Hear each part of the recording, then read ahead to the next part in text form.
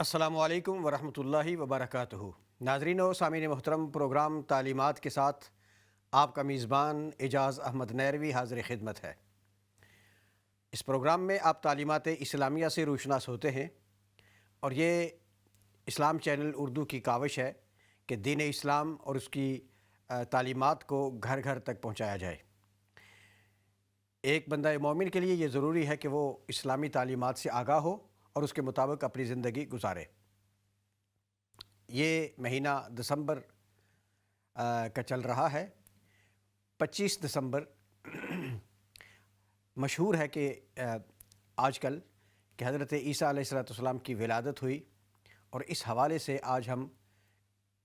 مختصراً حضرت عیسیٰ علیہ السلام کی حیات مبارکہ اور اس حوالے سے گفتگو کریں گے۔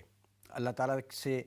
اس توفیق کی دعا ہے کہ اللہ تبارک و تعالی ہمیں اس حوالے سے حق کہنے اور حق کو سمجھنے اور حق پر عمل کرنے کی توفیق عطا فرمائے۔ ناظرین و سامعین محترم، اللہ تبارک و تعالی نے اپنی قدرت کاملہ سے بنی نوع انسان کی ہدایت کے لیے 1,24,000 کم و بیش انبیاء کرام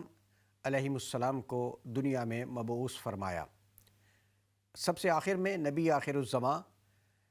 تاجدار کائنات حضرت محمد الرسول اللہ صلی اللہ تعالی علیہ وآلہ وسلم کو دنیا میں بھیجا، اور انہیں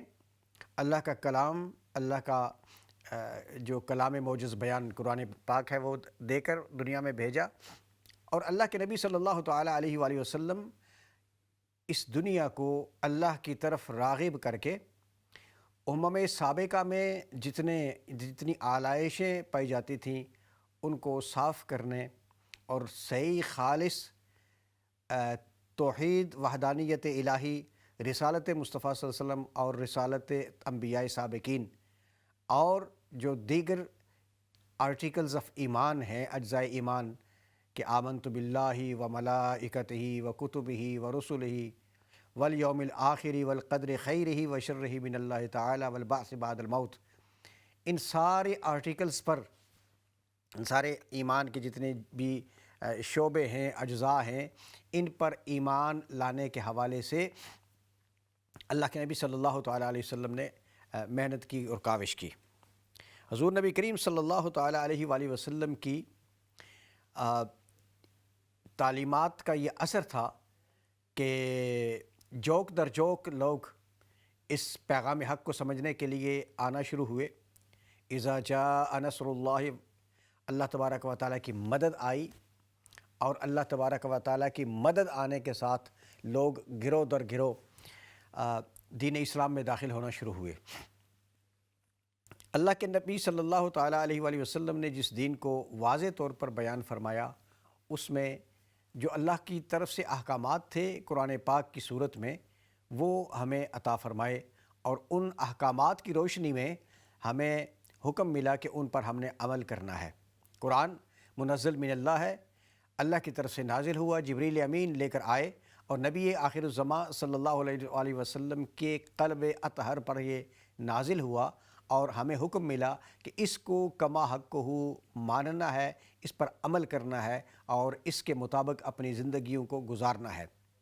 دو چیزیں ہوتی ہیں، ایک تو ایمان ہوتا ہے، ایک عمل۔ تو عمل میں تھوڑی اگر کچھ کمی بیشی ہو جائے، اللہ سے معافی مانگی جاتی ہے، اللہ تبارک و تعالی اس کو معاف فرما دیتے ہیں، اور انسان کی جو خامیاں ہوتی ہیں اس سے صرف نظر فرماتے ہیں۔ لیکن جب انسان ایمان کی حالت میں، ایمان کے حوالے سے اگر وہ یہ بھی اور وہ بھی ماننے کی بات کرے، تو پھر اس کے لیے کوئی معافی کی گنجائش اس لیے نہیں ہوتی کہ ایمان ضروری ہے۔ تو اللہ تبارک و تعالیٰ نے 1,24,000 انبیاء بھیجے۔ ہمیں رسول اللہ علیہ السلام نے بتایا، امت مسلمہ کو بتایا کہ ان میں سے ہر ایک نبی پر ایمان لانا، ہر ایک نبی کی نبوت اور رسالت کو ماننا اور انہیں اللہ کا نبی ماننا ہمارے لیے ضروری ہے۔ اور ان میں سے بعض ایسے ہیں جن کا ذکر قرآن پاک میں موجود ہے، اور بعض ایسے ہیں جن کا تذکرہ موجود نہیں، اور ان کی تعداد کا علم رسول اللہ صلی اللہ تعالیٰ علیہ وسلم کی احادیث طیبہ سے ہمیں ملتا ہے۔ حضور نبی کریم صلی اللہ تعالیٰ علیہ وآلہ وسلم نے ان انبیاء کرام علیہم السلام کے بارے میں بار بار ارشادات فرمائے کہ ان کے ساتھ آپ نے اپنا ایک رشتہ ادب و احترام اور ان کو ماننے کا رشتہ قائم رکھنا ہے۔ انہی انبیاء میں سے ایک نبی ایسے ہیں جن کا نام حضرت عیسیٰ علیہ نبینا علیہ الصلاۃ والسلام ہے۔ حضرت عیسیٰ علیہ الصلاۃ والسلام، جس طرح میں نے کہا کہ ہمیں کہا گیا کہ سارے نبیوں پر ایمان لانا، ہم حضرت عیسیٰ علیہ الصلاۃ والسلام کی نبوت اور رسالت پر بھی ہم ایمان لاتے ہیں۔ وہ اللہ کے نبی ہیں اور اللہ تبارک و تعالی نے انہیں نبوت کے منصب سے فائز المرام کیا۔ ان کی شان یہ ہے، ہمارا عقیدہ ان کے حوالے سے یہ ہے کہ حضرت عیسیٰ علیہ الصلاۃ والسلام کو اللہ تبارک و تعالی نے بہت سارے عظیم مقامات عطا فرمائے، معجزات عطا فرمائے، ان کی پیدائش کے حوالے سے، ان کے دنیا میں آنے کے حوالے سے، اور پھر ان کے دنیا میں جانے کے حوالے سے یہ بے شمار ان کے معجزات ہیں۔ اور ان معجزات میں وہ فقید المثال ہیں اور وحید ہیں، یعنی اکیلے وہ ہیں ایسے معجزات جو انہیں اللہ تبارک و تعالی نے عطا فرمائے۔ حضرت عیسیٰ علیہ السلام کے حوالے سے جس طرح کہ میں نے عرض کیا کہ امت مسلمہ کا شروع سے یہی عقیدہ رہا ہے کہ وہ اللہ تبارک و تعالی کے نبی ہیں، اور حضور علیہ السلام کے اور ان کے درمیان غالباً تقریباً 650 لگ بھگ کے قریب سال کا عرصہ گزرا ہے۔ اور حضور نبی کریم علیہ السلام کے ان کے اور رسول اللہ علیہ السلام کے درمیان پھر اور کوئی نبی تشریف نہیں لائے۔ حضرت عیسیٰ علیہ السلام کے بعد پھر حضور نبی اکرم صلی اللہ تعالیٰ علیہ وآلہ وسلم کی نبوت اور رسالت کا دور شروع ہو گیا۔ حضرت عیسیٰ علیہ السلام ان کے حوالے سے بے شمار معاملات ہیں جو امت مسلمہ جن کو مانتی ہے، اور باقی لوگ بھی ان کے دیگر معاملات کو مانتے ہیں۔ ایک چیز ان کی جو شان ہے، ان کی شانوں میں سے ایک شان ان کی یہ ہے کہ اللہ تبارک و تعالی نے انہیں زندہ آسمان کی طرف اٹھایا ہے، اور وہ آسمان کی طرف جب اللہ تبارک و تعالی نے انہیں اٹھایا تو اس کے بعد حضرت عیسیٰ علیہ نبینا علیہ الصلاۃ والسلام جو ہیں وہ آج تک اللہ کی بارگاہ میں موجود ہیں، آسمانوں میں ہیں۔ وہ واپس تشریف لائیں گے اور آ کر وہ نبی اکرم صلی اللہ تعالیٰ علیہ وسلم کا کلمہ پڑھیں گے۔ آپ ساری دنیا کو حضور کا کلمہ پڑھائیں گے، دین اسلام کی تبلیغ اور دعوت دیں گے، دین اسلام کی طرف اور تبلیغ فرمائیں گے، اور پھر وہ 40 سال تک زندہ رہیں گے، اور پھر ان کا وصال ہوگا، بلکہ ان کے پہلے ان کی شادی ہوگی، ان کے بچے ہوں گے، اور پھر 40 سال زندہ رہیں گے، اور پھر آخر میں ان کا وصال ہوگا، مدینہ شریف چلے جائیں گے، اور مدینہ پاک میں ان کا وصال ہوگا۔ وہاں ان کی قبر اطہر نبی اکرم صلی اللہ تعالی علیہ وآلہ وسلم کی قبر مبارک کے ساتھ ہوگی۔ اور اس حوالے سے ایک حدیث پاک بھی کہ حضور علیہ السلام نے فرمایا کہ میں، عیسیٰ اور ابو بکر و عمر یہاں سے مدینہ طیبہ سے اس بقعہ ارض، اس پاکیزہ سرزمین سے آپ کہتے ہیں کہ ہم قیامت کے دن یہاں سے اٹھیں گے۔ تو حضرت عیسیٰ علیہ نبینا علیہ السلام کے لیے اب بھی جگہ حضور علیہ السلام کے روضہ اقدس کے ساتھ، قبر نبی علیہ السلام کے ساتھ آپ کے لیے جگہ مختص ہے، وہ وہاں مدفون ہوں گے۔ تو آج ہم اسی حوالے سے انشاءاللہ العزیز گفتگو کریں گے۔ اللہ تبارک و تعالی نے ارشاد فرمایا کہ ان مثل عیسیٰ عند اللہ کمثل آدم، عیسیٰ کی مثال اللہ کی بارگاہ میں ایسے ہے جیسے آدم کی مثال، خلقہ من تراب ثم قال له کن فیکون، کہ اللہ تبارک و تعالی نے ان کو مٹی سے بنایا اور پھر فرمایا ہو جا، پس وہ ہو گئے۔ سورہ آل عمران میں یہ تذکرہ ملتا ہے کہ حضرت عیسیٰ علیہ السلام کی مثال حضرت آدم علیہ السلام کی طرح ہے، اس لیے کہ جس طرح ان کو کہا گیا، ان کے لیے کہا گیا، اسی طرح یہاں بھی ہوا۔ حضرت عیسیٰ علیہ نبینا علیہ السلام کے حوالے سے جتنے بھی دیگر واقعات اور معاملات ہیں، ان میں یہ ہے کہ حضرت عیسیٰ علیہ السلام آپ کو اللہ تبارک و تعالی نے بغیر والد کے پیدا فرمایا۔ حضرت آدم علیہ السلام کو بغیر والد اور بغیر والدہ کے پیدا کیا تھا، اور حضرت عیسیٰ علیہ السلام کو اللہ تبارک و تعالی نے بغیر والد کے پیدا فرمایا۔ حضرت عیسیٰ علیہ السلام کے چونکہ والد نہیں تھے، پھر آپ کے دادا کا تذکرہ نہیں ملتا، اسی طرح لیکن آپ کے نانا تھے اور ان کا نام عمران تھا، اور انہی کے نام پر سورہ آل عمران، قرآن پاک میں سورہ آل عمران موجود ہے جو سورہ بقرہ کے بعد آتی ہے۔ سورہ آل عمران یہ کتنا آپ کو فضیلت اور مقام دیا گیا ہے حضرت عمران کو، تو حضرت عمران کے لیے کہا گیا ہے، بعض نے تو ان کو نبی بھی لکھا ہے اور بعض نے کہا کہ نبی نہیں تھے، یہ اس جو بیت المقدس ہے، بیت المقدس کے امام تھے۔ تو ان کی جو نانی تھیں حضرت عیسیٰ علیہ السلام کی والدہ مریم کی ماں، حضرت مریم کی والدہ حضرت عیسیٰ علیہ السلام کی نانی، ان کا نام تھا حنہ بنت فاقوزہ۔ تو حنہ جب قرآن پاک میں سورہ آل عمران میں آیت نمبر 35 میں ذکر ملتا ہے کہ حنہ جب امید سے ہوئیں تو اس کے بعد پھر حضرت عمران جو تھے ان کا وصال ہو گیا۔ اب حنہ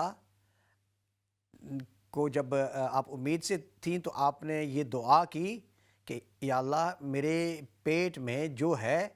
اس کی پیدائش، اس بچے کی پیدائش پر اس کو میں تیرے حوالے کرتی ہوں، میں تیرے دین کے لیے وقف کروں گی، اور میں منت مانتی ہوں کہ یہ دنیا کے کسی کام سے میں اس کو آزاد کرتی ہوں۔ تو ان کی شریعت میں یہ منت ماننا جائز تھا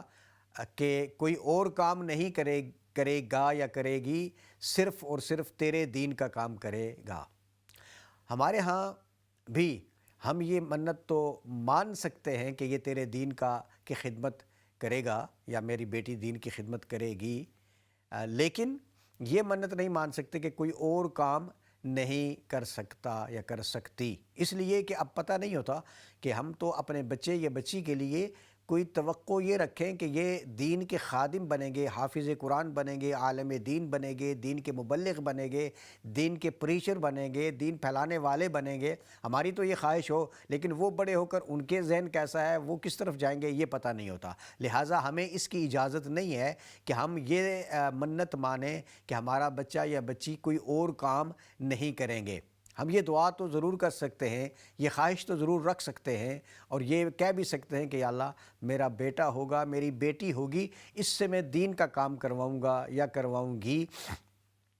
تو میری مدد فرما، اور تو اس کے دل میں بھی دین کی محبت پیدا فرما، یہاں تک کہ ہمیں اجازت ہے۔ تو انہوں نے حنہ جب امید سے ہوئی تو انہوں نے یہ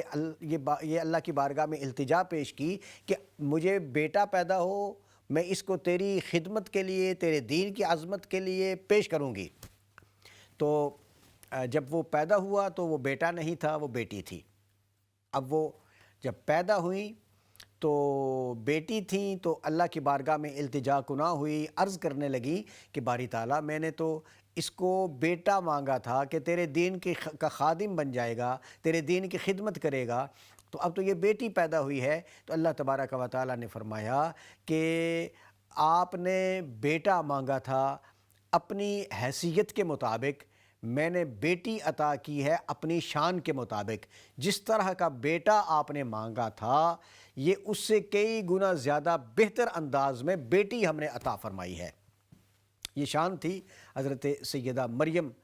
علیہ السلام کی کہ اللہ تبارک و تعالیٰ نے ان کے لیے فرمایا کہ اس کو ہم نے جو بیٹا لیس الذکر کالانثیٰ، کہ یہ بیٹی اس بیٹے کی طرح نہیں ہو سکتی جس طرح کا بیٹا آپ نے مانگا تھا۔ ناظرین و سامعین محترم، یہ تو ان کی نظر تھی کہ انی نظر تو معافی بطنی، کہ جو کچھ میرے پیٹ میں ہے میں اس کی نظر مانتی ہوں کہ اس کو وہ تیری دین کے خادم بن جائیں، یہ تو ان کی نظر تھی۔ لیکن اب ہوا یہ کہ وہ جب پیدا ہوئے اور پھر اس نظر پر جب پیدائش مریم ہوئی تو مریم کی پیدائش کے بعد حالات یہ ہو گئے تھے کہ اب ان کی تربیت کا وقت آ گیا تھا۔ باپ تو سر پر تھا نہیں، تو باپ ہی وہ شخصیت ہوتا ہے جو کسی کی تربیت کرے، چاہے وہ دور ہو چاہے یہ دور ہو۔ اور جو بچے بغیر باپ کے سائے کے پلتے بڑھتے ہیں، وہ ان کے اندر اتنا زیادہ کانفیڈنس، اتنی زیادہ پر اعتمادیت، اتنی زیادہ کام کے حوالے سے یا دیگر معاملات میں اہلیت نہیں ہوتی جن کی تربیت اپنے باپ کے زیر اثر رہ کر ہوتی ہے۔ تو اگر باپ ان کی تربیت اچھے طریقے سے نہیں بھی کرتا اور وہ بچے صرف اور صرف باپ کی موجودگی کو ہی اپنے لیے جو کچھ سمجھتے ہیں وہ بھی ان کے لیے کافی ہوتا ہے۔ تو حنا نے پھر اپنی اس بیٹی کو پھر یہ کہا کہ میں تربیت کے لیے میں اس کو بیت المقدس میں چھوڑتی ہوں۔ جب وہ بیت المقدس لے کر گئی تو اب حالات یہ تھے کہ ان کی جو ان کا جو بڑھنا تھا یہ عام بچوں سے نسبتاً بہت تیزی سے جوانی کی طرف جا رہی تھی۔ تو حضرت مریم جب وہاں رکھا گیا تو اب وہاں بہت سارے ایسے مبلغین تھے، ایسے جو دین کی خدمت کرنے والے اس دور کے حالات کے مطابق جو علماء تھے وہ موجود تھے، اور ان میں حضرت زکریا علیہ السلام جن کی عمر اس وقت 90 یا 95 لکھا گیا ہے ایج ان کی اتنی تھی، اور وہ حضرت مریم کے خالو تھے، یعنی حضرت حنا کی ہمشیرہ کے خاوند تھے۔ تو حضرت زکریا علیہ السلام بھی وہاں تشریف فرما تھے، تو ان کی بھی خواہش تھی کہ اس بچی کی تربیت میں کروں، لیکن وہاں جو علماء باقی تھے جو بیت المقدس میں، ان میں سے ہر ایک کی خواہش تھی کہ ہم اس بچی کی تربیت کریں، چونکہ یہ دین کے لیے وقف ہے اور اس نے دین کا کام کرنا ہے۔ اب قرآن اندازی کی بات آئی کہ اب چونکہ قرآن اندازی کریں گے تو جس کے قرائے فال میں مریم کی تربیت آئے گی وہ ان کی خدمت، ان کی تربیت کریں گے۔ اللہ تبارک و تعالیٰ کی شان دیکھیں کہ جب انہوں نے قرآن اندازی کی، اور قرآن اندازی کا طریقہ کار یہ تھا کہ انہوں نے اپنے قلم جو ہیں وہ پانی میں پھینکے، تو جدھر سے پانی آ رہا تھا، دو روایات ہیں، ایک یہ ہے کہ پانی جس طرف بہہ کے جا رہا تھا، اگر قلم ادھر اس طرف بہہ کے جائیں گے، قلم ادھر بہہ کے جائے، معذرت معاف کیجیے گا، تو قلم جو ہے وہ اس طرف بہہ کے جانے تھے، یعنی عام روٹین میں ایسے ہی ہوتا ہے کہ جس طرف سے پانی آ رہا ہوتا ہے اور جدھر پانی جا رہا ہوتا ہے ادھر ہی چیز بہہ کے جاتی ہے۔ تو طے یہ ہوا تھا کہ اگر یہ قلم واپس اس طرف چلا جائے جس طرف سے پانی آ رہا ہے، تو ایک یہ روایت ہے، اور ایک یہ روایت ہے کہ وہ قلم، باقی قلم بہہ جائیں گے اور وہ قلم وہاں ہی کھڑا رہے گا۔ تو ان دو صورتوں میں سے اگر کوئی صورت ہوئی تو جس کا قلم کھڑا رہے گا یا مخالف سمت میں جائے گا اس کو حضرت مریم کی تربیت کی ذمہ داری سونپی جائے گی۔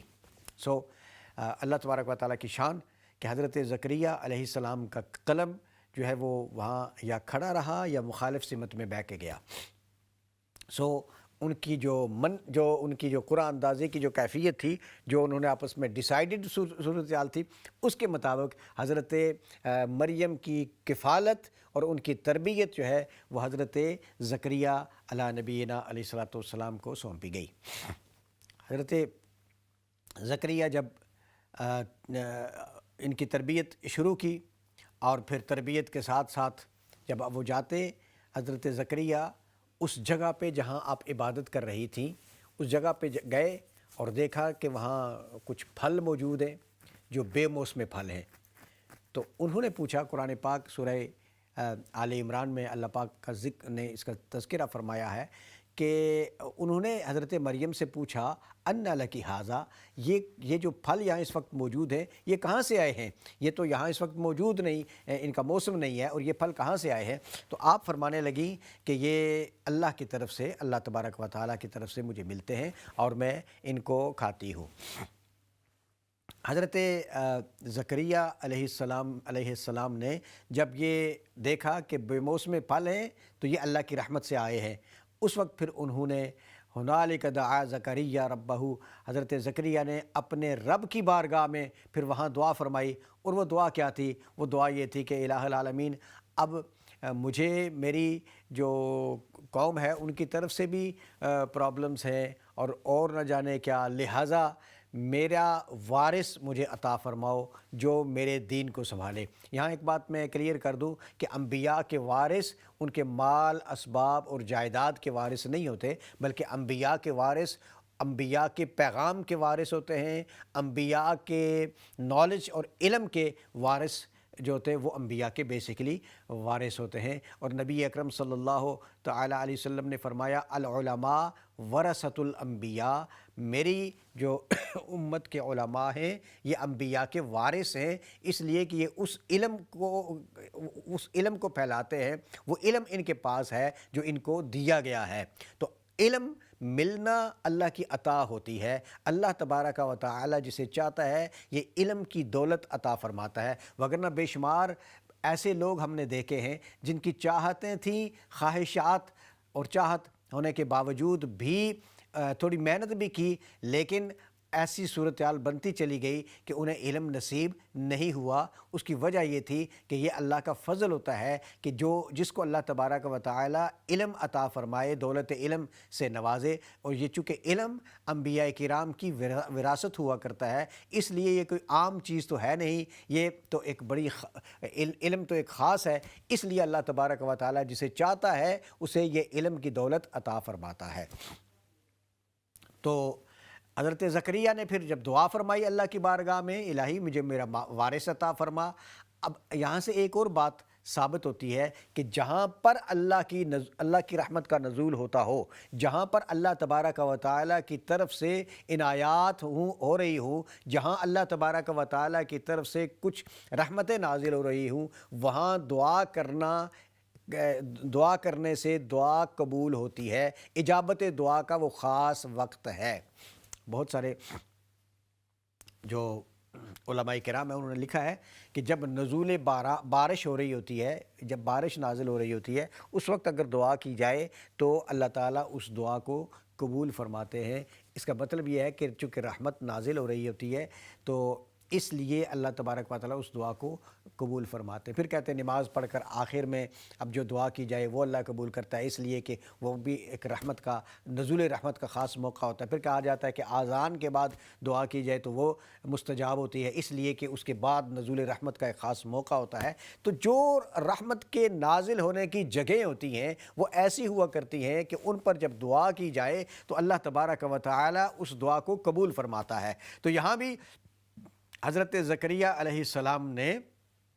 اور یہ ہمارے لیے بھی ہے کہ ہم اللہ کی رحمت کی نزول کی جو جگہیں ہیں ان جگہوں کو فائنڈ کریں، دیکھیں۔ اسی لیے لوگ مکہ جاتے ہیں، طواف کعبہ کرتے ہیں، اللہ کے گھر کے پاس جاتے ہیں اور پھر دعا کرتے ہیں اور ان کی دعائیں قبول ہوتی ہیں۔ اسی لیے لوگ مدینہ طیبہ جاتے ہیں، مسجد نبوی کی حاضری دیتے ہیں، وہاں روضہ رسول پر جاتے ہیں اور وہاں جا کر اللہ سے دعا مانگتے ہیں، اللہ تبارک و تعالیٰ ان کی دعا کو قبول فرماتا ہے۔ اسی طرح اور بھی ایسی جگہیں جہاں اللہ کی رحمت کا نزول ہوتا ہو، وہاں جا کر آپ دعا کریں تو اللہ تبارک و تعالیٰ اس دعا کو قبول فرماتا ہے۔ تو حضرت زکریا علیہ السلام نے پھر وہاں دعا کی، حضرت زکریا علیہ السلام نے وہاں پھر دعا کی۔ وہ دعا کیا تھی کہ الہ العالمین مجھے وارث عطا فرما۔ تو اللہ تبارک و تعالیٰ نے حضرت زکریا علیہ السلام کی اس دعا کو اپنی بارگاہ میں شرف قبول عطا فرمایا اور حضرت زکریا کو خوشخبری عطا فرمائی کہ میں آپ کو ایک بیٹے کی خوشخبری عطا کرتا ہوں جس کا نام یحییٰ ہوگا اور وہ ہمارا نبی ہوگا۔ تو حضرت یحییٰ علیہ السلام حضرت زکریا علیہ السلام کو بیٹا جو عطا کیا گیا، وہاں جو انہوں نے دعا کی، اس دعا کی بدولت اللہ تبارک و تعالی نے انہیں بیٹا حضرت یحییٰ عطا فرمایا۔ حضرت یحییٰ علیہ السلام کی ان کی زندگی کا تعارف بھی امت مسلمہ کو اور انبیاء کرام کے جتنے بھی قصص ہیں قرآن پاک میں اور قصص الانبیاء، ان کو ضرور پڑھنا چاہیے، اور ان کی زندگی میں جو جو کچھ حالات، واقعات اور معمولات ہوئے ان معاملات کو ضرور مد نظر رکھنا چاہیے۔ تو حضرت زکریہ علیہ السلام نے جب وہاں دعا کی تو اللہ تعالیٰ نے انہیں خوشخبری سنائی ایک بیٹے کی جس کا نام یحییٰ تھا۔ ایک مختصر سے وقفے کا ٹائم ہو جاتا ہے، کہیں جائیے گا نہیں، بریک کے بعد انشاءاللہ العزیز ہم اسی عنوان پر آگے بات کرتے ہیں۔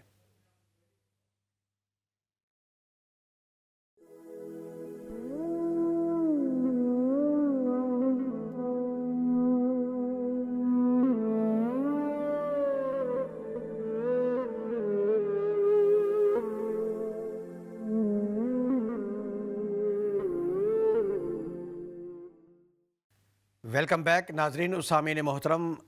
آپ پروگرام تعلیمات دیکھ رہے ہیں، اور اس پروگرام میں آج ہم حضرت عیسیٰ علی نبینا علیہ الصلاۃ والسلام کی عظمت کے حوالے سے، ان کی شان کے حوالے سے گفتگو کر رہے ہیں۔ حضرت عیسیٰ علیہ الصلاۃ والسلام انبیاء کرام میں سے وہ نبی ہیں جن کو اللہ تبارک و تعالیٰ نے بے شمار معجزات عطا فرمائے، اور جن کی شان یہ ہے، ان کی شانوں میں سے ایک شان یہ ہے کہ وہ ایک ہی وقت میں نبی بھی ہیں، اور ایک ہی ذات وہ ان کی ایسی ہے کہ وہ حضرت محمد الرسول اللہ صلی اللہ علیہ وآلہ وسلم کے امتی بھی ہوں گے۔ ان کو اللہ تبارک و تعالیٰ نے زندہ آسمان پہ اٹھایا، وہ واپس آئیں گے، آ کر تبلیغ دین کریں گے، نبی پاک کا کلمہ پڑھیں گے، اور وہ انشاءاللہ نبی علیہ الصلوۃ والسلام کے دین کی تبلیغ کریں گے، 40 سال زندہ رہیں گے، دنیا سے چلے جائیں گے، اور ان کی قبر نبی اکرم صلی اللہ تعالی علیہ وآلہ وسلم کی قبر اطہر کے ساتھ بنائی جائے گی۔ حضرت عیسیٰ علیہ الصلوۃ والسلام جو اللہ کے اولوالعزم اور بزرگ ترین انبیاء میں سے ہیں، ان کی والدہ ماجدہ حضرت مریم علیہ السلام کے حوالے سے گفتگو ہو رہی تھی۔ حضرت مریم علیہ السلام کو اللہ تبارک و تعالیٰ کی طرف سے جو احکامات ملتے تھے، ان احکامات کی روشنی میں حضرت مریم علیہ السلام اس طرح کرتی تھیں جس طرح انہیں حکم ملتا تھا، چونکہ ان کی والدہ نے انہیں اللہ کے دین کے لیے وقف کیا تھا، اور انہیں جا کر بیت المقدس میں چھوڑا تھا۔ وہاں تعلیم و تربیت کے ساتھ ساتھ اللہ کے احکامات آتے رہے۔ انہوں نے بے شمار معجزات اللہ تبارک و تعالیٰ کے ایسے دیکھے اپنی آنکھوں سے جو اس دور کی صورتحال میں نظر نہیں آتے تھے۔ حضرت مریم کو اللہ تبارک و تعالیٰ نے قرآن پاک میں یہ بھی فرمایا کہ آپ تمام دنیا کی اس وقت کی تمام دنیا کی عورتوں میں سے سب سے افضل ترین عورت ہو، اور انہیں اللہ تبارک و تعالیٰ کی عبادت کرنے، اللہ کے لیے سجدہ کرنے اور دیگر جو احکامات اللہ تبارک و تعالیٰ نے ان کو عطا فرمائے۔ حضرت مریم علیہ السلام کو اللہ تبارک و تعالیٰ نے جو یہ جتنے بھی مقامات عطا فرمائے، وہ مقامات اس لیے تھے کہ حضرت مریم کو اللہ تبارک و تعالیٰ نے ایک ایسا بیٹا عطا کرنا تھا جن کو اللہ تبارک و تعالیٰ نے نبی آخر الزماں حضرت محمد الرسول اللہ صلی اللہ تعالیٰ علیہ وآلہ وسلم سے قبل نبوت رسالت دے کر بھیجنا، مبعوث کرنا، اور ان کو کتاب دینا، اور پھر اس کے بعد ان کا تبلیغ دین کرنا، یہ ان کے لیے لکھا تھا۔ اور پھر ان کو اسی طرح اس دور کے حالات کے عین مطابق ان کو آسمانوں کی طرف اٹھا لینا، اور پھر نہ جانے کتنے سال گزرے، کتنے ہزاروں سال گزرے، 1500 سال تو نبی علیہ الصلوۃ والسلام کے دور کو تقریباً ہونے والے ہیں، اور تقریباً 6 یا پونے 600 سال اس سے قبل کے لگا لیں تو یہ تقریباً 2000 سال سے تو زائد عرصہ گزر چکا ہے، اور اس وقت بھی آپ اللہ کی بارگاہ میں موجود ہیں، اور پھر وہ واپس تشریف لائیں گے اور 40 سال پھر گزاریں گے۔ تو حضرت عیسیٰ علیہ السلام پنگوڑے میں بات کرتے ہیں، اپنی والدہ کی عظمت بیان کرتے ہیں، اور اپنے نبی ہونے کا اعلان فرماتے ہیں پنگوڑے کے اندر رہ کر ہی۔ تو یہ ساری ان کے معجزات اس میں شامل ہیں۔ تو یہ شان تھی حضرت مریم علیہ السلام کی کہ ان کو ایک ایسا بیٹا عطا کیا جانا تھا کہ جس بیٹے کو اللہ تعالیٰ نے اتنی بڑی شانیں عطا فرمانی تھی۔ حضرت مریم جن کو اللہ تبارک و تعالی نے اس دور کی عورتوں میں سے عظیم ترین مقام عطا فرمایا، وہ بیت المقدس سے مشرقی جانب چلی گئیں، اور وہاں وہاں جب اس طرف گئیں تو ایک نوجوان ان کے جب سامنے آئے تو انہوں نے پھر ان کو پیچھے ہٹنے کے لیے کہا کہ آپ میرے سامنے مت آئیں، میں تو ایک پاک باز پاکیزہ ترین عورت ہوں، میرے نزدیک آنے کی کوشش نہ کریں۔ تو پھر انہوں نے کہا کہ میں اللہ کی طرف سے بھیجا گیا فرشتہ ہوں، میں آپ کو ایک بیٹے کی خوشخبری دینے کے لیے آیا ہوں، جو کہ اللہ تبارک و تعالی نے آپ کے لیے وہ بیٹا آپ کو عطا فرمانا ہے۔ انہوں نے کہا کہ بیٹا میرا کیسے ہوگا جب کہ میں کنواری ہوں، میری کسی کے ساتھ شادی نہیں ہوئی ہے، اور میں ایسی اس طرح بھی نہیں ہوں کہ میں کوئی غلط کاری کی ہو یا بدکاری کی ہو، تو بیٹا کس طرح ہو سکتا ہے؟ تو انہوں نے کہا کہ اللہ تبارک و تعالیٰ کی یہ مرضی ہے، اللہ جس طرح چاہتا ہے اس طرح کرتا ہے، لہٰذا اللہ کا یہ حکم ہے تو آپ کو اللہ تبارک و تعالیٰ کی جناب سے یہ بیٹا عطا کیا جائے گا۔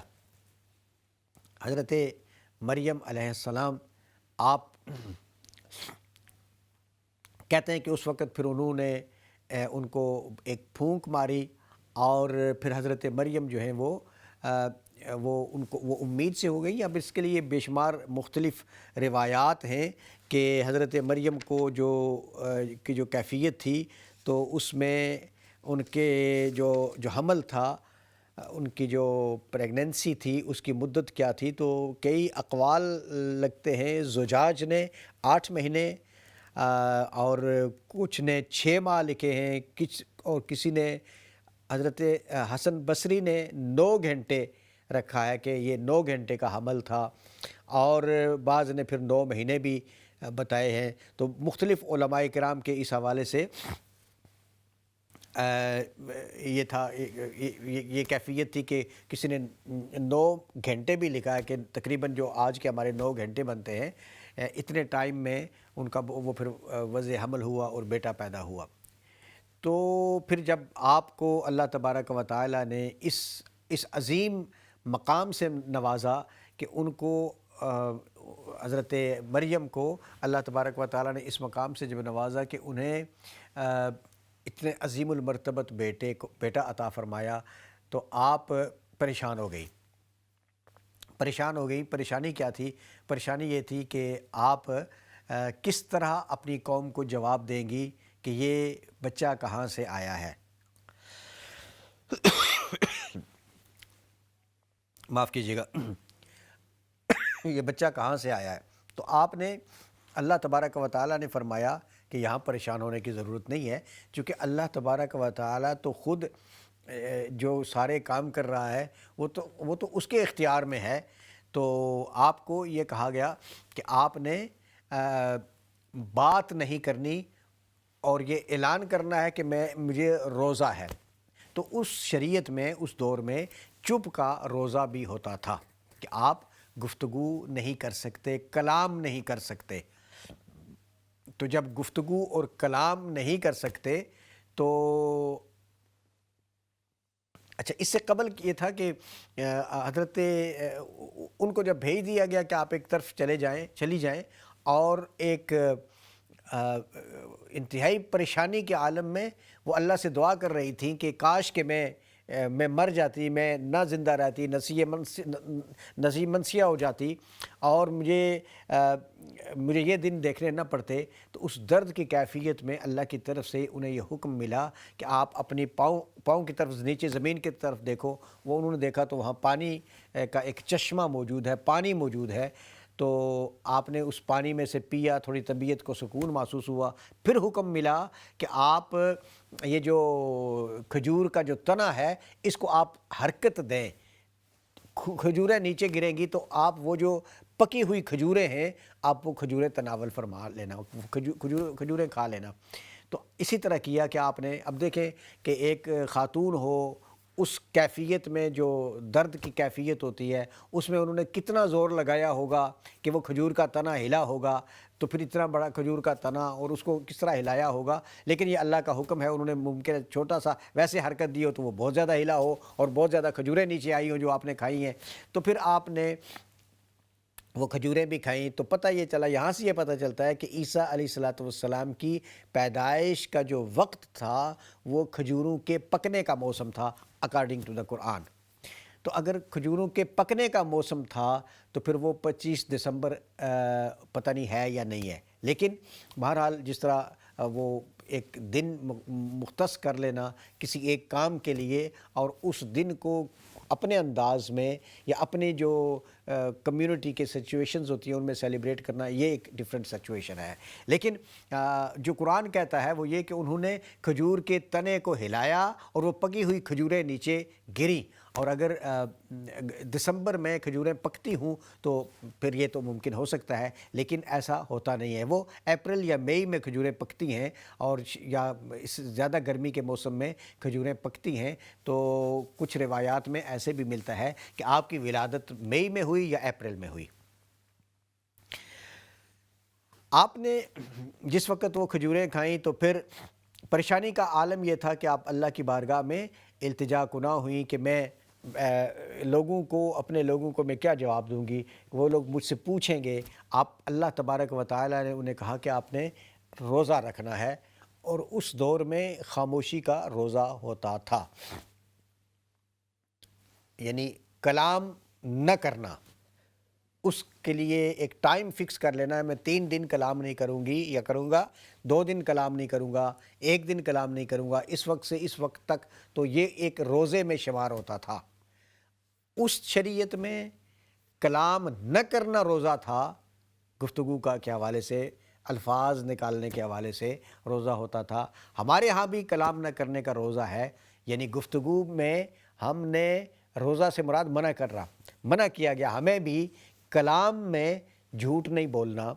کلام میں غیبت نہیں کرنی، کلام میں چغلی نہیں کرنی، کلام میں ہم نے گانے اور فوش قسم کی چیزیں وہ نہیں پڑھنی۔ ہم کلام کریں تو سچ بولیں، کلام کریں تو کسی کی خیر خواہی، کلام ہو تو کسی کے ساتھ اچھائی میں کے لیے بات کرنا، کسی کو اچھا مشورہ دینا، کلام کریں لیکن قرآن پاک کی تلاوت کریں، نبی علیہ السلام کی احادیث مبارکہ پڑھیں، کلام کریں لیکن اقوال صحابہ و بزرگان دین لوگوں کو سنائیں، کلام پڑھیں کریں لیکن ایسا کلام کہ جس میں دوسروں کی بھلائی ہو، ایسا کلام جو اچھائی کی طرف آپ کو لے کے جائے، ایسا کلام کریں۔ تو اس دور میں کلام کے نہ کرنے پہ پابندی تھی، آج کے دور میں کو جو غلط کلام ہے اس پر بھی پابندی ہے ہم پر۔ بعض لوگ رمضان المبارک میں کہتے ہیں کہ ہم یار رمضان ہے تو میں کیسے جھوٹ بولوں، وہ یہ سمجھتے ہیں کہ جھوٹ کا بولنا رمضان میں بند ہو جاتا ہے، پھر کہتے ہیں کہ یار اب کیا بات کریں جی، رمضان ہے تو چھوڑیں، یہ بعد میں بات کریں گے۔ مقصد اس کا کیا ہے کہ رمضان میں آپ پر غیبت کرنا یا چغلی کرنا یا ایک دوسرے کے ساتھ فوش کلامی کرنا، یہ رمضان میں بند ہو گیا ہے اور بعد میں آپ کے لیے جائز ہو گیا ہے؟ نہیں، امت مسلمہ ایسا نہیں ہے۔ جو چیزیں منہی عنہ ہیں، وہ رمضان ہو یا غیر رمضان ہو، ان سے ہمیں روکا گیا ہے، منع کیا گیا ہے، ہم نے اس سے منع ہونا ہے، چاہے وہ آج کل کے دن ہوں یا رمضان المبارک کے دن ہوں۔ ہم نے فوش کلام نہیں کرنی ہے، اس لیے کہ نہیں کرنی، اللہ کے رسول کا حکم ہے۔ ہم نے ایسے الفاظ اپنی زبان سے نہیں نکالنے جو کسی کا دل توڑنے والے الفاظ ہوں، وہ نکالیں گے تو اللہ رسول ناراض ہو جائیں گے۔ دل توڑنے والے الفاظ زبان سے نہیں نکالنے چاہیے۔ یہ پتہ نہیں ہوتا کہ کن کن چیزوں سے دل ٹوٹتے ہیں۔ اب ہماری گفتگو کسی اور طرف چلی جائے گی، لیکن اصلاحی بات ہے، ضرور کرنی چاہیے۔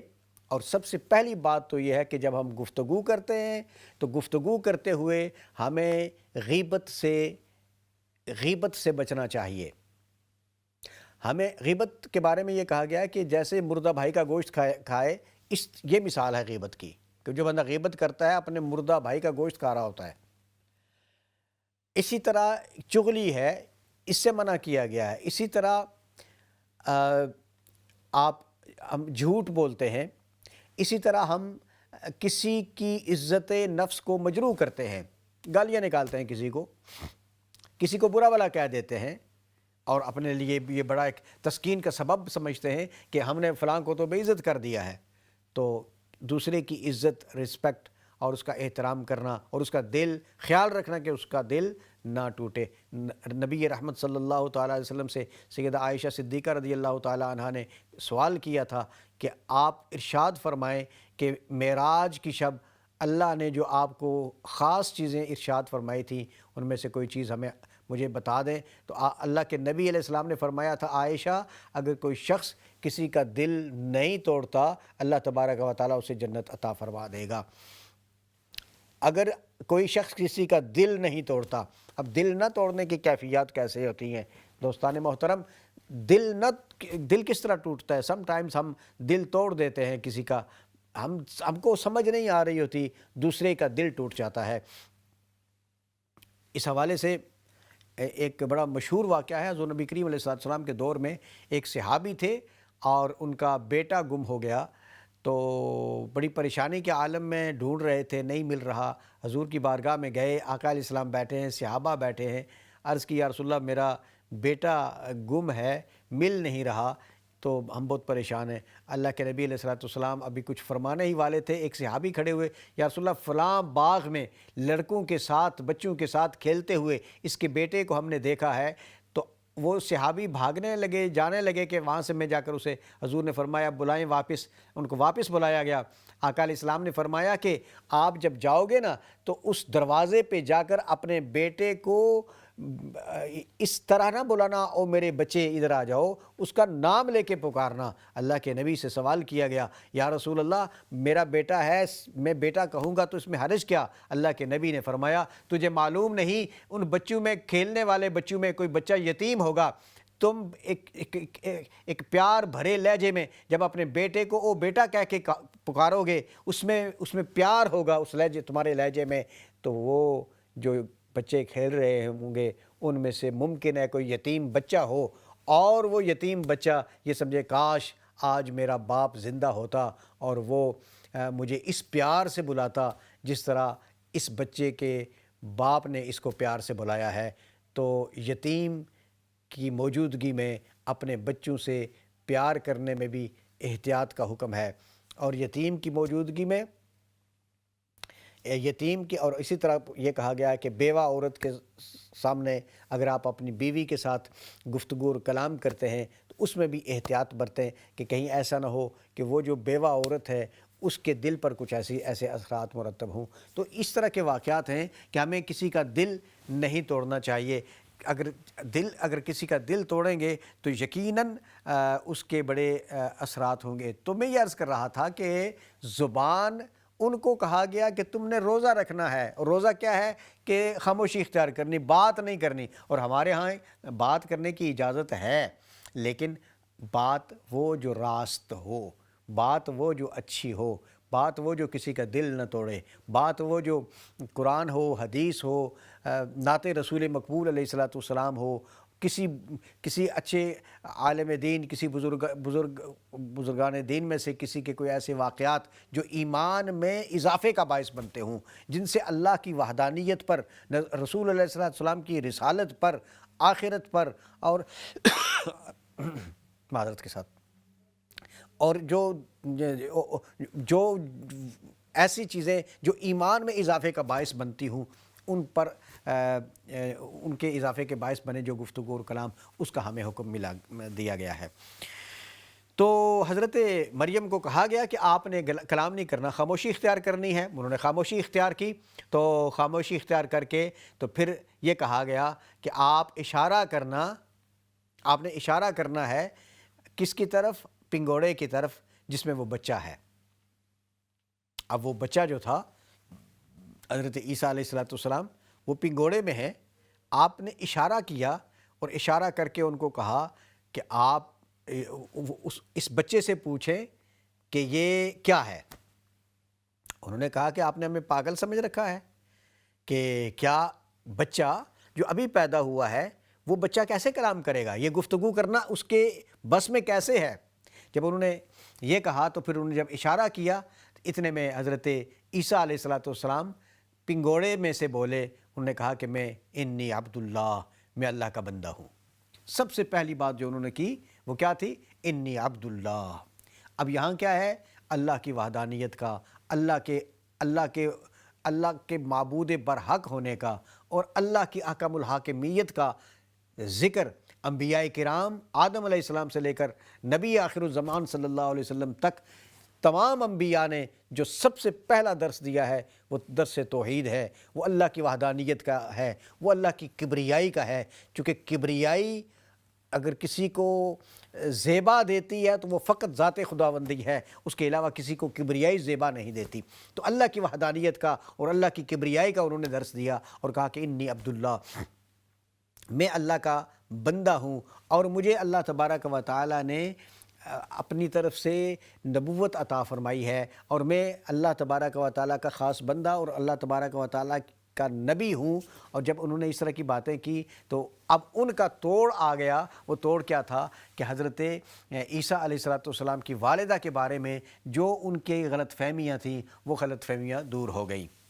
ناظرین و سامعین محترم، یہاں تک تو ہم نے یہ وہ واقعہ سنا کہ یہ صورتحال کیا تھی اور ان کو کس طرح حضرت مریم نے کس طرح لوگوں کی جو ملامت تھی ان کا کس طرح فیس کیا، اور پھر اللہ تبارک و تعالیٰ نے حضرت مریم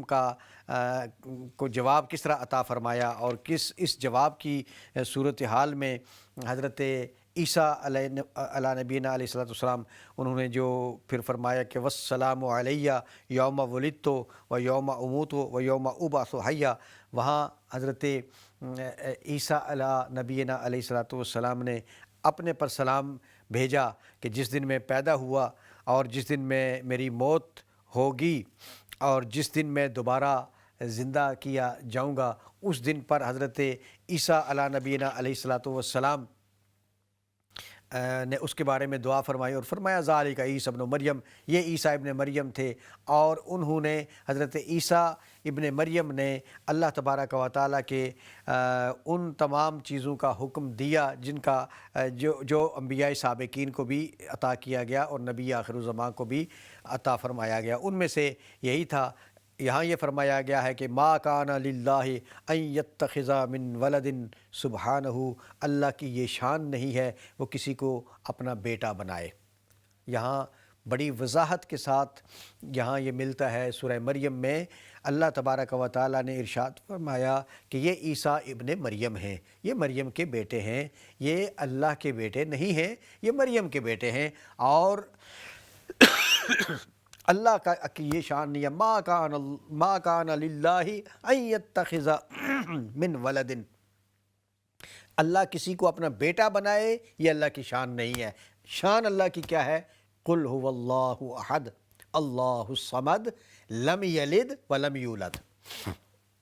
وہ نہ کسی سے پیدا ہوا، یہ شان ہے اللہ کی، اور نہ اس سے کوئی پیدا ہوا، یہ شان ہے میرے اللہ کی۔ اور یہاں یہ فرمایا ما کان للہ ان یتخذ من ولد سبحانہ، وہ اس کی شان یہ نہیں کہ اس کا کوئی بیٹا ہو، یہ وہ پاک ہے ان ساری چیزوں سے۔ اذا قضا امرا فانما یقول له کن فیکون، جب اللہ تبارک و تعالیٰ کسی چیز کا فیصلہ فرماتا ہے کسی بھی کام کا، فانما یقول له کن، اللہ کی زبان سے فقط اتنا نکلتا ہے ہو جا، کن فیکون، پس وہ ہو جاتا ہے۔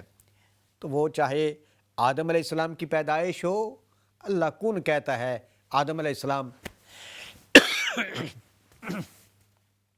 السلام معرض وجود میں آ جاتے ہیں۔ اللہ چاہے تو لفظ کن فرمائے، حضرت عیسیٰ علیہ السلام پیدا ہو جائے۔ اللہ لفظ کن سے ساری کائنات کا نظام چلا سکتا ہے۔ یہ اللہ تبارک و تعالیٰ کے اختیارات ہیں اور یہ اس رب کائنات کی شان ہے۔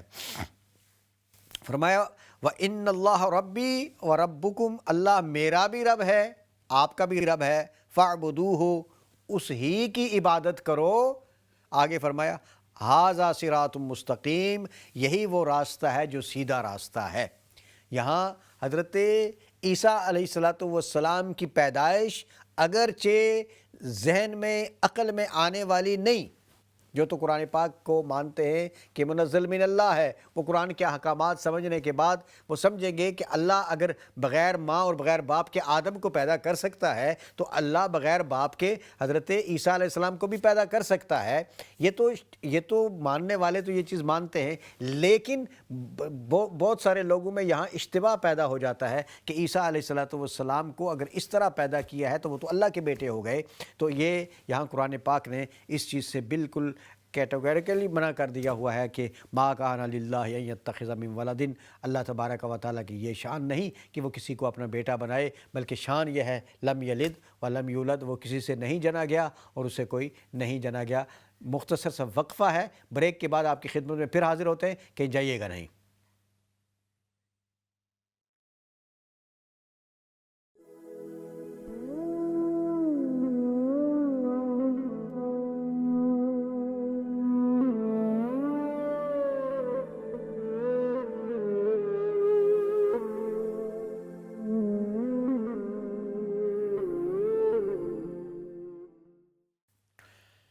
ویلکم بیک ناظرین و سامعین محترم، دسمبر کے حوالے سے 25 دسمبر کے قریب ترین ہوتے جا رہے ہیں، اور پروگرام تعلیمات میں آج ہم حضرت سیدنا عیسیٰ علیہ السلام کے حوالے سے گفتگو کر رہے ہیں، اور ہماری خواہش اور کوشش یہ ہے کہ ہم زیادہ سے زیادہ ان کی زندگی مبارک کے حوالے سے آپ حضرات کو آگاہ کریں۔ ان کی زندگی کیسی تھی، ان کی پیدائش کیسے ہوئی، پھر ان کو اللہ تبارک و تعالیٰ نے آسمانوں کی طرف اٹھا لیا۔ اب یہ ہے کہ حضرت عیسیٰ علیہ نبینا علیہ السلام کو اللہ تبارک و تعالیٰ نے بڑے ایک عجیب انداز میں آپ کی ولادت باسعادت ہوئی۔ یہ تو ان کی شان ہے، معجزہ ہے، اور پھر اس کے ساتھ حضرت عیسیٰ علیہ السلام کی آئندہ جو زندگی گزری، وہ کہتے ہیں کہ 31 یا 32 سال کی عمر میں ان کو آسمانوں کی طرف اٹھا لیا گیا تھا۔ کچھ لوگ آئے ان کو قتل کرنے کے لیے، کرنے کے لیے جب وہ آئے تو وہ اندر گئے، ایک اندر گیا جا کر پوچھنے کے لیے، تو اللہ تبارک و تعالیٰ کو جب ان معلوم ہوا کہ یہ انہیں قتل کریں گے، تو اللہ تبارک و تعالیٰ نے اس شخص کو جو اندر گیا تھا اس کو تشبیہ دے دی، اس طرح کا بنا دیا جس طرح عیسیٰ علیہ السلام تھے۔ عیسیٰ علیہ السلام کو اپنی طرف اٹھا لیا آسمانوں کی طرف، اور ان کو اس طرح کا بنا دیا۔ اب وہ آئے، انہوں نے دیکھا کہ یہ تو عیسیٰ علیہ السلام کے حوالے سے سوچا کہ یہ عیسیٰ ہے۔ اب انہوں نے پھر ان کو قتل کر دیا، اور پھر تلاش ڈھونڈنے لگے۔ جب نہیں ملا تو انہیں پریشانی ہوئی کہ پھر وہ اگر ہم نے عیسیٰ کو قتل کر دیا ہے تو جو ہمارا دوست تھا وہ کدھر گیا ہے؟ تو پھر ان کی آپس میں لڑائیاں شروع ہو گئی، آپس میں پھر ایک بہت بڑے ایک طوفان بپا ہو گیا۔ تو عرض کرنا یہ مقصود تھا کہ اللہ تبارک و تعالیٰ نے اپنے اس نبی کی حفاظت فرمائی ان سے، اور ان کو آسمانوں کی طرف اٹھا لیا۔ یہ اللہ کی حکمتیں ہیں۔ اللہ نے اس دنیا کو بنایا، کوئی حکمت ہے، اس دنیا کو کس طرح چلایا۔ اگر اللہ تعالیٰ چاہتا تو ایک آنے واحد میں لفظ کن سے ساری دنیا پیدا کر سکتا تھا، لیکن اس نے حضرت آدم علیہ السلام اور حضرت حوا علیہ السلام کو پیدا کیا اور ایک سلسلہ اور نظام بنایا۔ پھر اس کے بعد جب تربیت کی ضرورت ہوئی تو ڈیوٹیاں لگا دی گئیں انبیاء کرام علیہ السلام کو۔ اور پھر یہ بھی حکمت الہیہ ہے کہ اللہ تعالیٰ کس طرح چاہتا ہے کہ جس نبی علیہ السلام کو نبی آخر الزماں بنانا تھا اور ختم نبوت کا تاج جس نبی کے سر پہ سجانا تھا، آخر میں اس نبی علیہ السلام کو بھیجا، اور پھر ایک ان سے پہلے کے آنے والے نبی کو آسمانوں کی طرف اٹھا لیا، اور پھر یہ فرما دیا کہ یہ آخر میں جب دجال کا فتنہ زیادہ پھیل جائے گا تو اس فتنے کی سرکوبی کے لیے پھر میں اسی نبی کو بھیجوں گا جس نبی کو نبی آخر الزمان سے قبل ہم نے آسمانوں کی طرف لے گئے تھے۔ وہ نبی واپس آئے گا دمشق میں، اور پھر وہاں مسلمان امام کے پیچھے نماز ادا کریں گے، ان کو پہچان لیا جائے گا کہ یہ عیسیٰ علیہ السلام ہے، اور وہ نماز ادا کریں گے۔ اس کے بعد پھر وہ حضرت امام مہدی کے ساتھ مل کر پھر انہوں نے اس دنیا میں امن قائم کرنا ہے۔ اس دنیا کے اندر جو پریشانیاں ہیں، اور دنیا کے اندر جو اس وقت معاف کیجیے گا، دنیا کے اندر جو اس وقت بدامنیاں ہیں، دنیا کے اندر جو اس وقت پریشانی اور پرابلمز پائی جاتی ہیں، اس کا ازالہ کریں گے۔ وہ دنیا میں تشریف لا کر جب اتریں گے، پھر اس نبی علیہ الصلوۃ والسلام کا کلمہ لوگوں کو پڑھائیں گے۔ وہ امن والا کلمہ ہے، وہ چونکہ لا الہ الا اللہ محمد الرسول اللہ کے اندر وہ امن ہے، وہ پیار ہے، وہ محبت ہے کہ جس پیار اور محبت نے ساری کائنات کو مسخر کر کے رکھ دیا تھا۔ اور حضرت عیسیٰ علیہ نبینا علیہ الصلوۃ والسلام کے آنے کے بعد پھر بالکل پوری دنیا میں دین خالص ہو جائے گا۔ تو حضرت عیسیٰ علیہ الصلوۃ والسلام نے پھر کیا کہا؟ وَجَعَلَنِي مُبَارَكًا أَيْنَمَا كُنتُ وَأَوْصَانِي بِالصَّلَاةِ وَالزَّكَاةِ مَا دُمْتُ حَيًّا، اور کہا کہ اللہ تعالیٰ نے، میں جہاں بھی ہوں اللہ نے مجھے بابرکت بنایا ہے۔ ما اینما کنتو، میں جہاں بھی ہوں میں برکت والا ہوں، چاہے میں ریز کر کے آسمانوں کی طرف سے اللہ تعالیٰ اٹھا لے، چاہے میں دنیا میں رہوں، چاہے میں واپس آ جاؤں، میں برکت والا ہوں گا۔ اور آگے فرمایا وَأَوْصَانِي بِالصَّلَاةِ وَالزَّكَاةِ، اللہ نے مجھے وصیت فرمائی ہے، حکم دیا ہے نماز کا اور زکوٰۃ کی ادائیگی کا،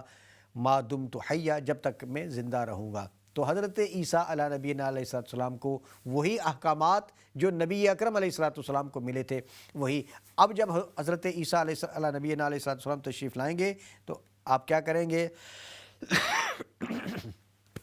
قرآن پاک میں ان کے لیے کہا گیا ہے کہ قال انی عبد اللہ، میں اللہ کا بندہ ہوں، آتانی الکتاب، اللہ نے مجھے کتاب عطا فرمائی، وجعلنی نبی، اللہ نے مجھے نبی بنایا، وجعلنی مبارکا، مجھے برکت والا بنایا، وَأَوْصَانِي بِالصَّلَاةِ وَالزَّكَاةِ، مجھے وصیت فرمائی اور حکم دیا نماز کی ادائیگی کا اور زکوٰۃ کی ادائیگی کا، جب تک کہ میں زندہ رہوں۔ وَبِرٌّ بِوَالِدَتِي، اور میری والدہ کے ساتھ نیکی کرنے کا مجھے حکم دیا، چونکہ ان کی والدہ ہی تھی اس لیے انہیں والدہ کے ساتھ نیکی کا حکم ملا ہے۔ اور پھر یہ نہیں کہ ان کو صرف یہ حکم ان کو ملا ہے، اور یہ حکم عام بھی ایسے ہی ہے۔ جو حکم عام ہے نا، آپ کو والدین کے ساتھ نیکی اور والدین کے ساتھ حسن سلوک کا حکم ملا ہے، تو اگر کسی کی صرف والدہ ہے، والد صاحب دنیا میں نہیں ہے، والدہ ہے، ان کے ساتھ وہ حسن سلوک کرے، اور اگر والد ہیں اور والدہ نہیں ہے تو وہ ان کے ساتھ حسن سلوک کریں، اور وہ اگر دونوں موجود ہیں تو وہ دونوں کے ساتھ حسن سلوک کریں۔ وَلَمْ يَجْعَلْنِي جَبَّارًا شَقِيًّا، آگے یہ فرمایا کہ اور اللہ نے مجھے سرکش اور بدبخت نہیں بنایا۔ حضرت عیسیٰ علیہ الصلوۃ والسلام جو ہیں وہ ان کو اللہ تبارک و تعالیٰ نے نہ بدبخت بنایا اور نہ شقی بنایا۔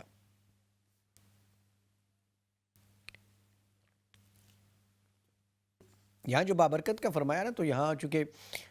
ان کی برکت سے بے شمار جو تھے اللہ کے حکم سے جو بیمار تھے، آپ کی برکت سے وہ بیماری ان کی چلی جاتی تھی، جو اندھے تھے ان کو بینائی مل جاتی تھی، اور اللہ تبارک و تعالیٰ نے ان کو ایسی ایسی چیزیں عطا فرمائیں کہ جو مردہ تھے وہ بھی زندہ ہو جاتے تھے آپ کی برکت سے۔ تو اس لیے آپ نے فرمایا وَجَعَلَنِي مُبَارَكًا، اللہ نے مجھے برکت والا بنایا ہے۔ تو دوستان محترم، یہ حضرت عیسیٰ علیہ نبینا علیہ الصلوۃ والسلام کا تعارف تھا، اور حضرت عیسیٰ علیہ الصلوۃ والسلام کو اللہ تبارک و تعالیٰ نے اگلا یہ ہے کہ وہ جب واپس تشریف لائیں گے، حضور نبی کریم صلی اللہ تعالیٰ علیہ وآلہ وسلم کے دین کی آپ تبلیغ فرمائیں گے اور 40 سال زندہ رہیں گے۔ ایک روایت میں ہے کہ وہ 7 سال زندہ رہیں گے، تو 7 سال کا جو ہے یہ وہ 7 سال حضرت امام مہدی کے ساتھ رہیں گے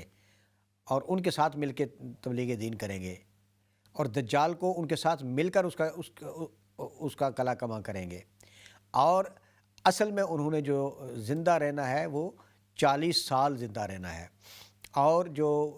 30 یا 31 سال پہلے انہوں نے گزارے ہیں اور 40 سال بعد میں گزاریں گے، اور درمیان میں جو وقفہ ہے اس وقفے میں اللہ تبارک و تعالیٰ نے انہیں آسمانوں کی طرف اٹھایا ہوا ہے۔ حضرات سامعین و ناظرین محترم، ہم اللہ تبارک و تعالیٰ کے فضل و احسان سے حضرت عیسیٰ علیہ نبینا علیہ الصلوۃ والسلام کو ان کی شان کے مطابق ہم ان کو ماننے کے پابند ہیں۔ اللہ تعالیٰ نے انہیں مقام اور مرتبہ عطا فرما رکھا ہے، اور ان کا مقام اور مرتبہ یہ ہے کہ ہم ان کو اللہ کا نبی مانیں۔ اللہ تبارک و تعالیٰ کا نبی مانتے ہوئے ان کی شان بہت بلند ہے، چونکہ اللہ تعالیٰ نے اپنے لیے اپنی اولاد کے نہ ہونے کا فیصلہ کر رکھا ہوا ہے۔ تو اللہ کا یہ فیصلہ ہے کہ اللہ کی کوئی اولاد نہیں ہے، نہ فرشتے اللہ کے بیٹے بیٹیاں ہیں، نہ کوئی نبی اللہ تبارک و تعالیٰ کے بیٹے ہیں یا اللہ تعالیٰ نے انہیں اپنے ساتھ شریک بنایا، ایسا کچھ نہیں۔ اللہ تبارک و تعالیٰ کے نبی ہیں اور ان کا احترام ایز اے نبی زیادہ بنتا ہے، اس لیے اللہ کا احترام اللہ کا نبی ہونے کی وجہ سے احترام زیادہ بنتا ہے، اس لیے کہ اللہ تبارک و تعالیٰ نے مقام اور مرتبے میں اپنے بعد نبیوں کو رکھا ہوا ہے۔ سب سے بڑا مقام اللہ تبارک و تعالیٰ، اس کے بعد پھر انبیاء کا سلسلہ شروع ہوتا ہے۔ تلک الرسل فضلنا بعضهم علی بعض، اللہ کے بعد نبی اکرم صلی اللہ تعالیٰ علیہ وسلم کا مقام و مرتبہ، پھر انبیاء کرام علیہم السلام، ان کے جو مقام مراتب ہیں ان کے مطابق ہے۔ تو حضرت عیسیٰ علیہ نبینا علیہ السلام کے بارے میں قرآن پاک میں 25 مرتبہ ان کا اسم گرامی قرآن نے اس کو تذکرہ فرمایا ہے۔ اگر قرآن پاک اتنا زیادہ ان کا تذکرہ کرتا ہے تو اس کا مطلب ہے کہ ہمارے ہاں عیسیٰ علیہ السلام کے لیے بہت بڑا ادب ہے، بہت بڑی ان کی کوئی بھی انسان اگر یہ کہے کہ میں مسلمان ہوں، حضور نبی کریم صلی اللہ علیہ وسلم کو نبی آخر الزمان سمجھتا ہوں، میں سارے انبیاء کو مانتا ہوں، میں حضرت عیسیٰ علیہ السلام کو نبی نہیں مانتا، باقی سب وہ 5 وقت کا نمازی ہو، زکوٰۃ دینے والا ہو، سب کچھ کرنے والا ہو، ساری چیزیں اکارڈنگ ٹو دا اسلام کرتا رہے، لیکن یہ کہے کہ میں عیسیٰ کو نہیں مانتا، وہ شخص مسلمان نہیں ہو سکتا بالاتفاق۔ یہ نہیں کہ کسی ایک فرقے نے یہ کہا ہوا ہے، بالاتفاق اسلام کا اور مسلمانوں کا یہ عقیدہ ہے کہ جو شخص کسی نبی کا اور حضرت عیسیٰ علیہ السلام کے حوالے سے اگر انکار کرے گا وہ دائرہ اسلام سے خارج ہو جائے گا۔ اسلام مذہب دین ایسا ہے جس کا آغاز حضرت آدم علیہ نبینا علیہ السلام سے ہوا، اسی کو دین حنیف کہتے ہیں۔ یہ وہی دین ہے جس کی تبلیغ، ترویج، اشاعت حضرت ابراہیم اور اولاد ابراہیم علیہ السلام نے کی۔ یہ وہی دین ہے جس دین پر حضرت موسیٰ علیہ السلام، حضرت عیسیٰ علیہ السلام رہے۔ یہ وہی دین ہے جس کی تبلیغ کے لیے نبی رحمت تاجدار کائنات صلی اللہ تعالیٰ علیہ وسلم نے نہ جانے کتنی بڑی سختیاں اور تلخیاں برداشت کیں۔ شیب ابی طالب کی گھاٹی میں آپ کا محصور ہونا ہو یا میدان طائف میں آپ پر پتھر برسائے جانے والے واقعات ہوں، آپ سجدے میں جائیں تو آپ کی پیٹھ پر اگر گندی اوجری رکھ دی جائے، یہ واقعات ہوں، یا اس سے ملتے جلتے اور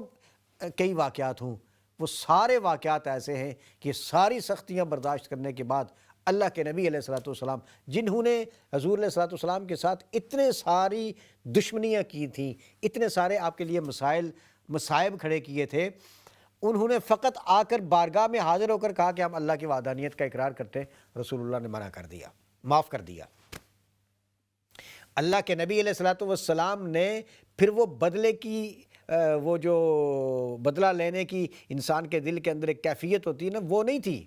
وہ فقط بات اتنی تھی، تم جتنی مرضی سختیاں کرتے ہو کر لو، لیکن فقط بات اتنی ہے کہ حق بات پہچان لو، وہ یہ ہے کہ اللہ وحدہ لا شریک ہے۔ اسلام جو ہے وہ یہ ایسا دین ہے جو ہمیں اللہ کی وحدانیت، نبیوں کی رسالت اور آخرت پر یقین لانا، ملائکہ پر اور کتابوں پر ایمان لانا، یہ ہمیں دعوت دیتا ہے۔ تو اگر ایک انسان اپنے اس عقیدے کو درست کر لیتا ہے، اور پھر کیا تھا اس اسلام میں اس وقت سے لے کر، یعنی انبیاء سابقین سے لے کر کسی نبی کی تعلیمات میں سے آپ یہ نہیں پائیں گے کہ کسی نبی نے کسی کو اس طرح کی تعلیم دی ہو کہ اس انسان کے اندر انسانیت والی عادات اور سکنات نہ ہوں، وہ انسانوں کے ساتھ اس طرح پیش نہ آئے جس طرح اسے پیش آنا چاہیے۔ سب انبیاء کرام علیہم السلام کی یہی کاوش، خواہش اور کوشش رہی ہے کہ وہ لوگوں کو اللہ کی طرف بلائیں، اور اللہ کی طرف بلانے کا ایک تو یہ ہے کہ ہم عبادات کے حوالے سے اللہ کی طرف جائیں، اور یہ ہے کہ ہم اپنے اخلاق کے حوالے سے اللہ کی طرف جائیں۔ آج ہمارے انفارچونیٹلی بہت سارے لوگ ہوں گے، ان کے جو عبادات ہیں ممکن ہے اس میں تو وہ درست ہوں، لیکن اخلاقیات میں کباڑا ہو چکا ہوتا ہے۔ اخلاقیات میں اگر ایک آدمی پکا نمازی ہے لیکن اس کا پڑوسی اس سے تنگ ہے تو وہ اچھا مسلمان نہیں ہے۔ اس کی نمازیں اس کے فرائض کے حوالے سے تو ہیں کہ اس نے ایک فرض ادا کیا ہے، لیکن اس کو جو حکم ملا تھا کہ آپ کے پڑوسی کا آپ کے ساتھ کیا حقوق ہیں اور ان کے ساتھ تم نے کس طرح رہنا ہے، تو وہ اس نے پورا نہیں کیا۔ ایک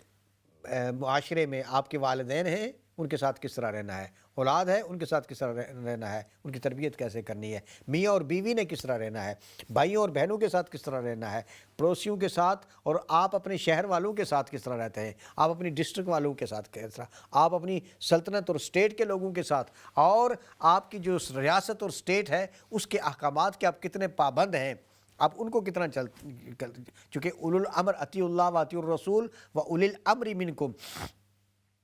تو آپ جس اسٹیٹ میں رہ رہے ہوتے ہیں وہ اولی الامر کے زمرے میں آتے ہیں۔ اللہ کی اطاعت کریں، اللہ کے رسول کی اطاعت کریں، اور اولو الامر کی، اب اس پر بہت بڑا ڈیبیٹ بھی ہے کہ اولو الامر میں کون لوگ شامل ہوتے ہیں۔ تو اولو الامر میں وہ لوگ جو آپ کو کسی طرف کی گائیڈنس دیتے ہیں۔ تو اللہ تبارک و تعالیٰ کی بارگاہ میں یہی ہماری التجا ہوتی ہے، اور یہی ہمارے رسول صلی اللہ علیہ وسلم اور انبیاء سابقین کا یہی درس رہا ہے کہ ہم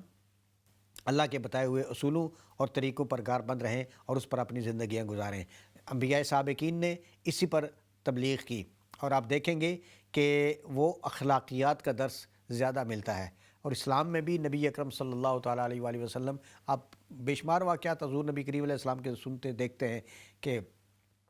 کوئی خاتون ہیں وہ حضور علیہ الصلوۃ والسلام کو گھنٹوں کھڑے رہ کر اپنی پریشانیاں سنا رہی ہیں۔ دھوپ میں حضور علیہ السلام کھڑے ہیں، ریگستان، عرب کا ریگستان ہے، صحرا ہے، دھوپ ہے، صحابہ کرام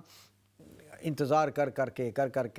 تھک گئے۔ وہ جو خاتون تھی، وہ جو بوڑھی خاتون تھی، ضعیف العمر تھیں، وہ جو دماغی طور پر درست نہیں تھیں، انہیں سارے اپنے قصے سنا دیے۔ حضور علیہ الصلوۃ والسلام کھڑے سنتے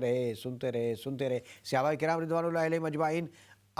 جب وہ چلی گئی تو عرض کرنے لگے، یا رسول اللہ صلی اللہ علیہ وسلم، آپ پر بار نبوت ہے، نبوت کی ذمہ داریاں ہیں، آپ کے بہت بڑے کام اور معاملات ہیں، اور اس نے اتنا ٹائم آپ کا ضائع کر دیا ہے، یہ تو دماغی توازن ان کا درست نہیں ہے۔ مدینے میں کوئی بھی ان کی بات نہیں سنتا، آپ کا اتنا ٹائم انہوں نے ضائع کیا ہے۔ آقا علیہ السلام نے فرمایا، اگر مدینے میں اس کا کوئی بھی آدمی اس کی بات نہیں سنتا تو کیا میں بھی اس کی بات نہ سنوں؟ یہ وہ اخلاق مصطفیٰ تھا جس کی وجہ سے پوری کائنات میں اللہ کے دین کا پیغام اور میسج پھیلا ہے۔ آج ہم اس موقع پر اپنی دوسری کمیونٹیز سے بھی یہی ریکویسٹ اور گزارش کرتے ہیں، آؤ محبت سے دنیا میں انبیاء کرام رضوان اللہ علیہم السلام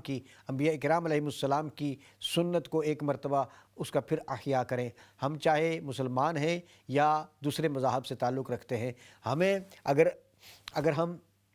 منزل من اللہ کتابوں کو ماننے والے ہیں تو ہمیں دنیا میں امن، بھائی چارہ، محبت اور اخوت کا درس دینا چاہیے۔ ایک دوسرے کے ساتھ معاملات اور معمولات کرتے ہیں، تجارت اور معاملات دیگر کرتے ہیں، آئیں ہم اس دنیا کو امن کا اور محبت کا گہوارہ بنا لیں۔ انبیاء سابقین کا یہی تو کام تھا، یہی تو ان کا مشن تھا کہ ساری کائنات کے انسانوں کو ہم ایک ایسے محبت کی کیفیات میں جکڑ دیں کہ وہ محبت کے اس زمرے سے باہر نہ نکلیں۔ تو آج بھی ضرورت اس امر کی ہے کہ ہم اپنے طور پر ہر جگہ محبت کا اظہار کریں۔ اللہ تبارک و تعالی ہمیں عمل کی توفیق عطا فرمائے۔ آئندہ پروگرام میں انشاءاللہ العزیز ایک اور موضوع کے ساتھ آپ کی خدمت میں حاضر ہوں گے۔ اس وقت تک کے لیے ہمیں اجازت دیجیے۔ فی امان اللہ۔